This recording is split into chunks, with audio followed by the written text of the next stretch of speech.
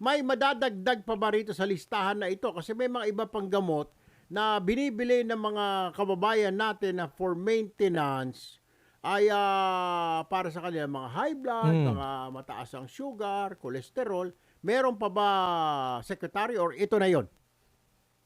Tama po yan. No? Yung pitong yan, additional lang yan. Okay. Yung 21 na nilista kahapon, addition yan to 2,900 na mga gamot. Ang FDA po natin ang nagre-release nito. Meron na tayong over 2,900 na mga gamot or molecules, kumbaga tawagin, na VAT-free na since napasa yung train law. So itong 21 is the additional na lalo na pag may bagong gamot para sa diabetes, cancer, hypertension, cholesterol, pumapasok sa FDA natin yan. Isinasubmit ito sa BIR. Kaya ang BIR naman, ina-anunsyo na ito ay VAT-free na kung ito ang iseta nyo. So ang payo ko yung ating mga kababayan, siguro may listahan yata kami sa FDA website ng lahat ng mga gamot para pag pumili kayo ng gamot ninyo, alam nyo kung VAT-free siya. Oo.